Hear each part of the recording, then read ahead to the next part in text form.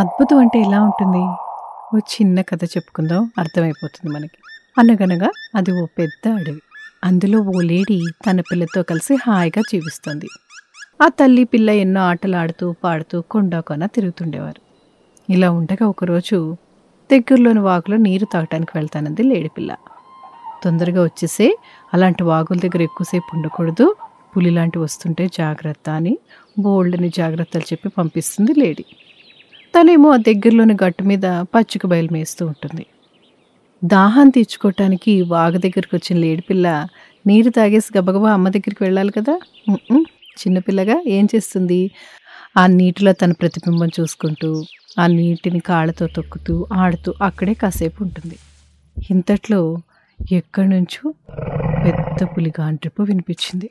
ఆ లేడి పై ప్రాణాలు పైనే పోయి, అమ్మో పిల్ల అక్కడ ఉండిపోయింది, పులి గాండ్రింపు వినిపిస్తోంది అంటే పులి వచ్చేస్తుందేమో అని భయపడుతుంది. ఎందుకంటే వాగు దగ్గరికి దాహం తీర్చుకోవటానికి వచ్చే జంతువుల్ని సులువుగా వేటాడొచ్చని క్రూర జంతువులు అక్కడ మాట వేసుంటాయి కదా, అందుకని. అయితే పులి గాండ్రింపు వినగానే లేడి పిల్ల చాలా భయపడిపోతుంది. అమ్మో ఎలా పులి వచ్చేస్తోంది, గబగబా ఇక్కడి నుంచి వెళ్ళిపోదాం అని చెంగుని గెంతి పక్కకు వెళ్ళిపోదాం అనుకుంటుంది.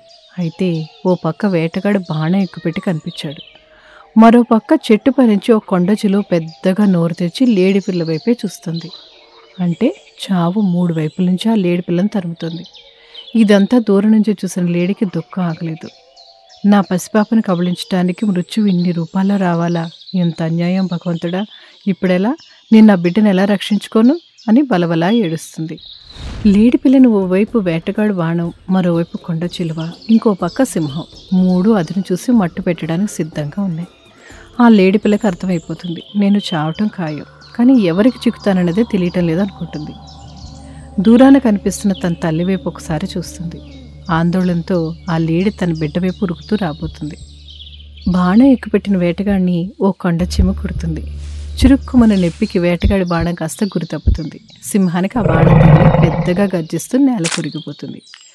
మనిషి అలికిడి విన్న కొండ చిలువ వేటగాడిపై దాడి చేస్తుంది. ఇదే అదునుగా ఆ లేడిపిల్ల చటుక్కున గెంతి తన తల్లి ఉన్న వైపు పరిగెడుతుంది. బిడ్డ దగ్గరికి రాగానే దగ్గరలోని సురక్షిత ప్రాంతానికి వెంటనే తీసుకువెళ్ళిపోతుంది ఆ లేడీ. అలా మరో క్షణంలో కాటైపోతున్న మృత్యువు నుంచి తప్పించుకుంది ఆ లేడిపిల్ల. ఎంత అద్భుతం అది!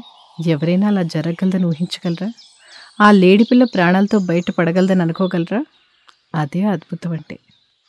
అద్భుతం జరగటానికి, అప్పటి వరకు ఉన్న చీకటి తొలగిపోవటానికి క్షణకాలం చాలు.